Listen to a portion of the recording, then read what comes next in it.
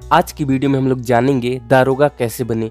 दारोगा बनने के लिए आपको कौन सा सब्जेक्ट लेके पढ़ाई करना पड़ेगा, किस क्लास तक पढ़ाई करने के बाद आप दारोगा बनने के लिए योग्य हो जाएंगे, उसके साथ साथ आपको कितनी हाइट चाहिए, आपका चेस्ट कितना होना चाहिए और आपको कितनी रनिंग करनी पड़ेगी। दोस्तों ये सारी चीज़ें जानेंगे। आपके एज के बारे में भी हम लोग बात करेंगे।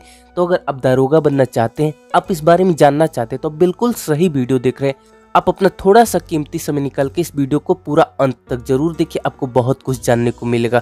मेरा नाम है आयुष और आप देख रहे हैं आयुष अरीना यूट्यूब चैनल। तो चलिए अब हम अपनी वीडियो को शुरू करते हैं। बहुत सारे स्टूडेंट का सपना होता है कि वो पढ़ाई लिखाई करके दारोगा बने और अपना भविष्य उज्जवल करे और अपने माता पिता का भी नाम रोशन करे। लेकिन बहुत सारे लोगों को ये सही जानकारी नहीं होती कि क्या प्रोसेस है दारोगा बनने का, किस तरीके से वो दारोगा बन सकते, कौन से सब्जेक्ट से पढ़ाई करनी चाहिए, उन्हें किस तरीके से तैयारी करनी चाहिए। तो एक एक करके सारी बातें आज की वीडियो में बताने की कोशिश करूंगा और कोशिश करूंगा कि जितनी ज़्यादा जानकारी हो सके इस छोटी सी वीडियो में आपको दे सकूं। तो सबसे पहले हम लोग जान लेते हैं कि कौन से सब्जेक्ट से पढ़ाई करनी चाहिए और किस क्लास तक पढ़ाई करने के बाद आप दारोगा बन सकते हैं। तो देखिए, बहुत सारे स्टूडेंट के मन में डाउट होता है कि दारोगा बनने के लिए कौन सी स्ट्रीम लेनी चाहिए। कोई बोलता है कि साइंस स्ट्रीम लेनी चाहिए, कोई बोलता है आर्ट्स लेनी चाहिए, कोई बोलता है कॉमर्स लेनी चाहिए। तो देखो, जैसे कि आप सभी को पता है कि 10th के बाद हमें स्ट्रीम चुननी पड़ती है। आर्ट्स, कॉमर्स, साइंस, ये 3 स्ट्रीम होती है और जिस स्टूडेंट का जिसमें इंटरेस्ट होता है अपने अकॉर्डिंग वो चुनता है। लेकिन अब बात आती है कि कौन सा स्ट्रीम लेना चाहिए अगर आपको दारोगा बनना है। तो देखो, आपको एक चीज़ मैं यहाँ पे क्लियर कर देना चाहूँगा कि दारोगा बनने के लिए ऐसा कोई निर्धारित नहीं किया गया कि आपको आर्ट्स स्ट्रीम ही लेके पढ़ाई करनी है या फिर आपको साइंस स्ट्रीम ही लेके पढ़ाई करनी है या फिर आपको कॉमर्स स्ट्रीम ही लेके पढ़ाई करनी है। मेरे कहने का मतलब है आप किसी भी स्ट्रीम से पढ़ाई करके दारोगा बन सकते हो। अगर आपने 10th के बाद आर्ट्स लिया था, कॉमर्स लिया था, साइंस लिया था, तो उससे कुछ भी फर्क नहीं पड़ता। आप किसी भी सब्जेक्ट से पढ़ाई करके दारोगा बनने का अपना सपना पूरा कर सकते हो। अब बारी आती है ये जानने की कि किस क्लास तक आपको पढ़ाई करनी पड़ेगी। बहुत सारे लोगों को लगता है, बहुत सारे स्टूडेंट कमेंट करके पूछते हैं कि 12th के बाद दारोगा बन सकते हैं कि नहीं, 10th क्लास पास करने के बाद दारोगा बन सकते हैं कि नहीं। तो देखो, अगर आपको दारोगा बनना है तो आप सबसे पहले 10th क्लास पास कीजिए, उसके बाद आप 12th क्लास पास कीजिए। उसके बाद दोस्तों आपको अपनी डिग्री कंप्लीट करनी पड़ेगी, यानी कि आपको अपना ग्रेजुएशन कंप्लीट करना पड़ेगा।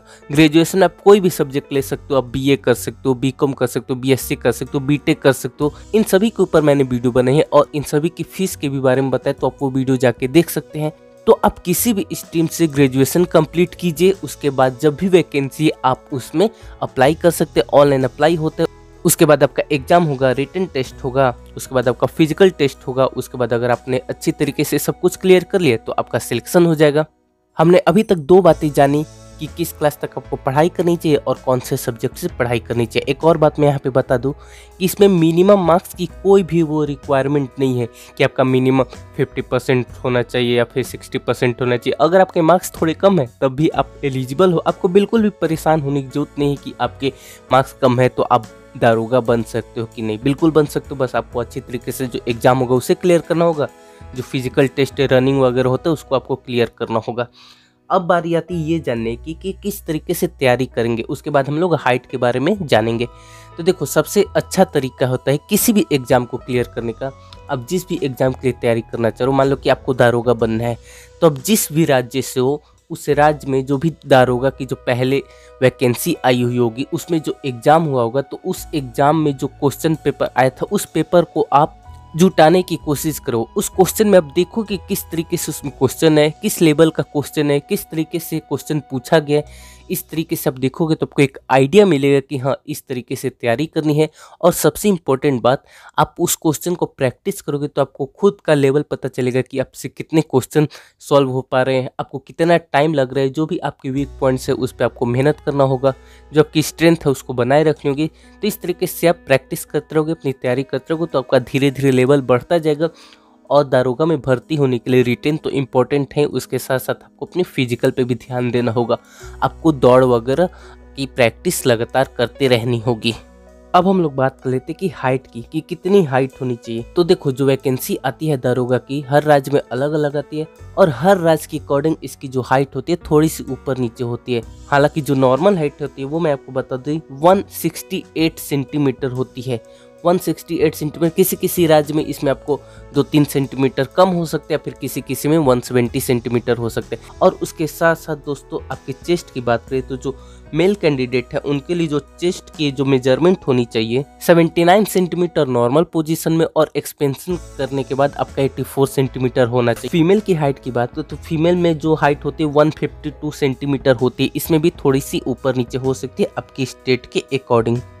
अब बारी आती है ये जानने की रनिंग कितनी होती है और एज लिमिट क्या है। देखो तो जो वैकेंसी आती है उसमें जो एज लिमिट होती है 21 साल से लेके 28 साल के बीच होती है। रनिंग की बात करें मेल कैंडिडेट के लिए तो इसमें आपको 4.8 किलोमीटर दौड़ना होता है, उसके लिए आपको 28 मिनट का समय मिलता है। अगर हम फीमेल कैंडिडेट के लिए बात करें तो 2.4 किलोमीटर की रनिंग होती है, उसमें आपको 16 मिनट का समय मिलता है। जैसा कि मैंने पहले ही बताया कि ये सारी चीज़ थोड़ा सा ऊपर नीचे हो सकता है अपने स्टेट के अकॉर्डिंग, तो जब भी वैकेंसी है उसका एक बार नोटिफिकेशन आपको पूरी तरीके से पढ़ना चाहिए। तो दोस्तों ये पूरा प्रोसेस है। सबसे पहले आप अपनी ग्रेजुएशन कंप्लीट कीजिए, उसके बाद जब भी वैकेंसी है उसमें आपको ऑनलाइन अप्लाई करना होगा। आप रिटन एग्जाम क्लियर कीजिए, आप फिजिकल टेस्ट क्लियर कीजिए। उसके बाद अगर आपने ये सब अच्छी तरीके से कर लिया तो आपका डॉक्यूमेंट्स वेरिफिकेशन होगा, उसके बाद आपको ट्रेनिंग पर भेज दिया जाएगा, उसके बाद आपकी ज्वाइनिंग हो जाएगी। तो ये पूरा प्रोसेस है एक दारोगा बनने का। अगर आपको ये वीडियो पसंद है तो इस वीडियो को लाइक कर दीजिए, कमेंट करके बताइए कि आपको ये वीडियो कैसी लगी, और कमेंट में अपने स्टेट का नाम जरूर से आप बताइए कि आप किस स्टेट से हैं, राजस्थान से, यूपी से हैं, बिहार से, जहाँ से भी आप कमेंट करके जरूर बताइए। और उसके साथ साथ इस चैनल को सब्सक्राइब करके बेल आइकन प्रेस कर दीजिए। आप सभी ने इस वीडियो को देखा, आपका बहुत बहुत धन्यवाद।